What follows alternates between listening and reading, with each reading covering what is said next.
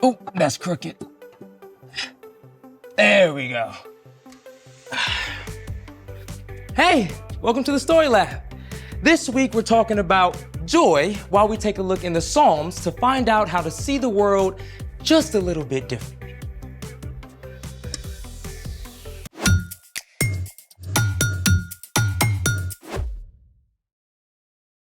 Hey, I'm Carter. And I'm Zeke. We're talking about joy, which is choosing to celebrate what God is doing. So, what's with all this artwork? Just bringing a little nature inside. Well, I see a lot of nature here. I love how artists can look at something boring and see something amazing. Oh yeah? Like this one? It's just a big tree, but it's pretty unusual and really beautiful. Hey, what about this one right here? This right here is mostly weeds, but it almost looks alive. That'd be a great gift for my mom. You know, I kind of wish I could see this stuff. this way. Like an artist. Actually, I think everyone can see like an artist. And that's why I've invited someone to help us. Come on in, Joe. Hey! Wow. Guys, got a gallery going on in here. Hey, we're so glad you can join us today. Oh, it's so good to be here. I love to help people discover their artistic sides. That's right. You're going to help us create our own paintings today. Oh, wait. Paintings? I've never painted anything before. Yeah, look, don't worry about it. I'll walk you through it. Y'all ready? Let's do it! I like to call this the Painted Sunset Tree Challenge. Very specific. Okay. Now you're first gonna grab your big brush out of the water jar. You're gonna have a little bit of water on the brush to help smooth out the paint as we paint. Now what we're gonna start with is our yellow. And we're gonna paint the bottom half going left to right, a big stripe on our canvas, all right? The whole bottom half? The whole bottom half. Just go with it. Something like this. Right now, it doesn't matter how neat it is, but you want to go all the way to the bottom. Make sure you get all the way to the edge. Okay. Oh, yours looks good. Thank you. And next, we're going to grab the orange, do the same thing, and we're going to do about a 3 to 4 inch wide stripe just above the yellow. All right, so right here, leaving room above the orange stripe for the other stripes to go in. We'll have Looks cool. 2 more. Now, it's important though, if you want, to go ahead and blend it real light. Do a light stroke across the yellow. Let it fade in. The lighter you touch the canvas, the better. The red color's next. We'll do the same thing with the orange. Remember, you've got 2 more colors to fill in above the top after this red. Great. All right, so let me guess. Purple next? Purple's next. Yes. Got it. And same as before. Do about the same size stripe above the red. All the way across. Leaving room for the blue to go above that. Looking great.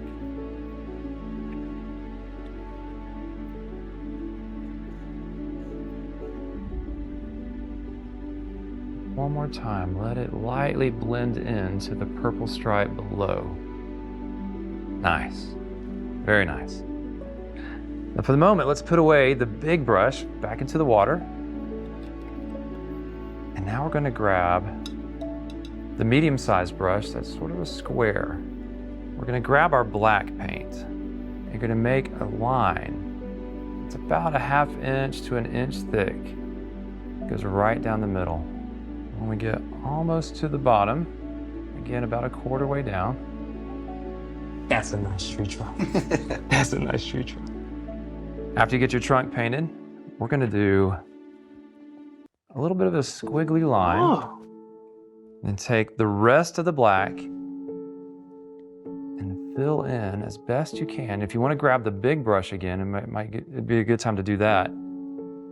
We're going to paint in the bottom section underneath this squiggly line. After you get the ground or your hill colored in, we're going to get our last brush, which should be a little thinner and more pointy. This is where your artistic side is going to take over. You ready, Z?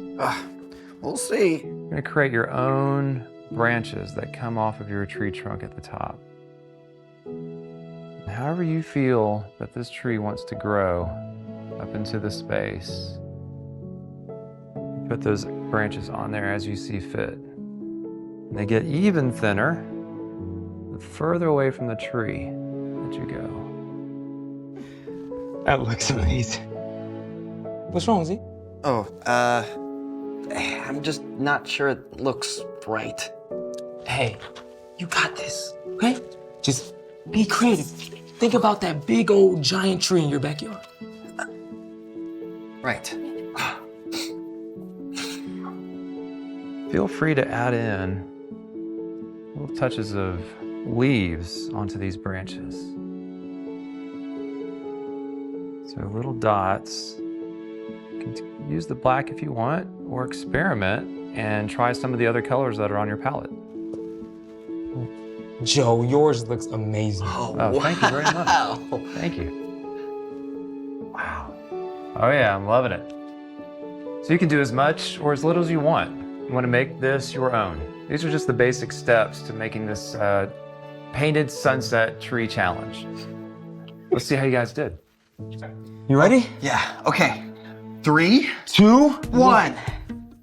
Oh, Carter, that's awesome. Thank you. Look at yours. Yours looks amazing. Wow, you guys did a great job, especially for your first time out. These look excellent. Thank you. Thank you. You know what, Joe? Thank you so much for coming here today and helping us out. We really appreciate it. Yeah, my pleasure. Hey, I'll see you guys around. All right, see you. Just think about it. One tree, 3 completely different perspectives. I'm going to look at trees in a whole new way now. Speaking of which, it's time for... The story before the story. Today, we're in the book of Psalms. Long before there were high-tech lyric and dance videos for worship, there were the Psalms. For thousands of years, the Psalms were the main songbook of God's people, the Israelites. The individual songs, or psalms, were composed over many years. About half of them were written by King David. Some psalms are songs of praise or thanksgiving to God. Others share wisdom, and many are cries for help in a tough situation. The Psalms speak truth about who we are, who God is, and the incredible world that God created. Which is where our story starts. Take it away. Hey everyone, I'm Brian. We all have days and times when joy seems very far away and very hard to find. But sometimes the best way to discover joy is simply to open your eyes and look around. King David was really good at this. Long before David became king, he was just a shepherd boy. He spent many days and nights alone with only the sheep, and he had all the time in the world to look around him at God's amazing creation. Lord, our Lord, how majestic is your name in the whole earth. You have set your glory in the heavens. David was overwhelmed by the beauty of what God had created, from the tiniest beetle on a blade of grass to vast galaxies spanning the night sky. I think about the heavens. I think about what your fingers have created. I think about the moon and stars that you have set in place. David poured out his heart about these incredible things in songs called Psalms, and today we're taking a look at 3 of them, Psalms 8, 16, and 19. The heavens tell about the glory of God. The skies show that his hands created them. Day after day, they speak about it. Night after night, they make it known. God has set up a tent in the heavens for the sun. The sun is like a great runner who takes delight in running a race. David learned to find joy in all of God's creation around him, and you can do that too.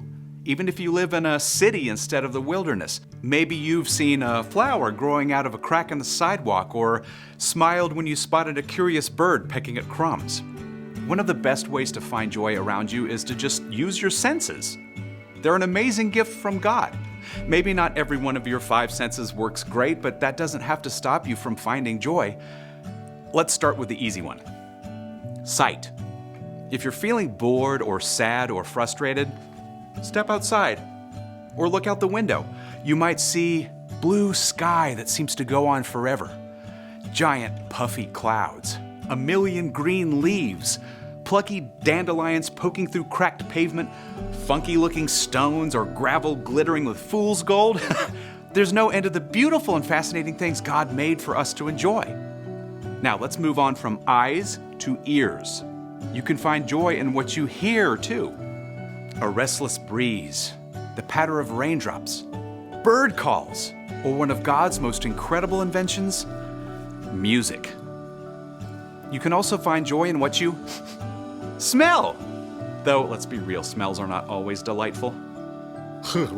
No, I'm talking about those awesome scents that can change your mood in a heartbeat. Grandma's cinnamon rolls, the tangy smell of a Christmas tree, wood smoke on crisp fall air, salty sea spray at the ocean, fresh cut grass. Now, don't you wish this was smell-o-vision? Every single one of those scents and thousands more can bring you joy. And let's not forget our fourth sense, touch.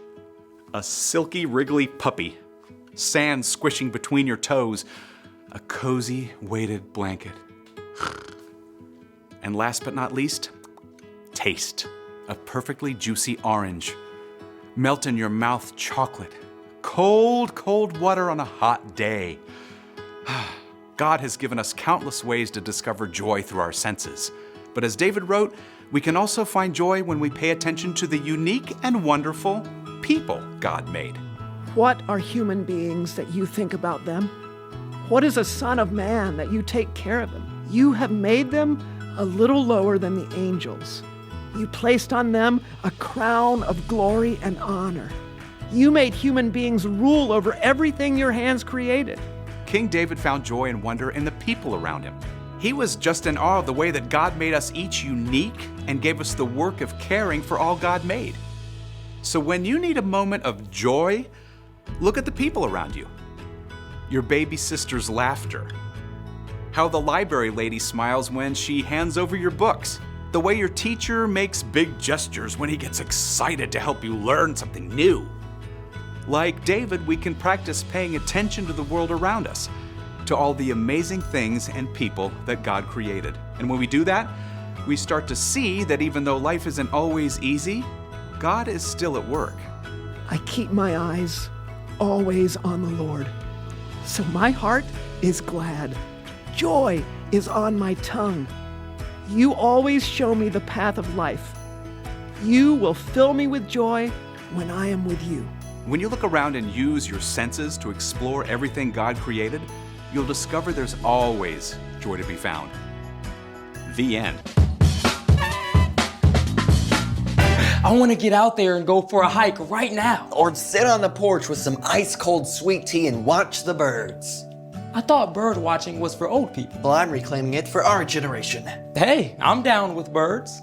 So, what's our part in the story? No matter what else is happening in your life, there is always joy to be found just by looking around and really paying attention. Using your five senses. But that's one way. One of my teachers had us do this thing if we were worried or stressed. She had us take a deep breath and look around and name 5 things that we could see, 4 things that we could hear, 3 things that we could smell, 2 things that we could touch, and 1 thing that we could taste. That's really awesome. If you're feeling stuck, you can always take a look at one of the Psalms too, as a reminder that God can work good in any situation. Yeah, what was it? You will fill me with joy when I am with you. When we follow Jesus, God sends the Holy Spirit to guide us. Joy is a gift from the Spirit. And paying attention to what's around you is a great way to receive that gift. I think you got it. Is that chocolate chip cookies? See you next time. So, here's the thing. Find joy in what you see around you. Well, I'm ready to see the great outdoors. You up for a spot of bird watching? You know, I think I am. Thanks for joining us in the Story Lab. See you next time. All right, you ready? Whoa! Why are you so small? Come back. You know that's the wrong side. Oh, hark. Do I hear the dulcet tones of a tropical boo-boo? A what? It's a real bird. Look it up. Maybe you can paint it. A tropical boo-boo. I've never heard that before. It's a real bird.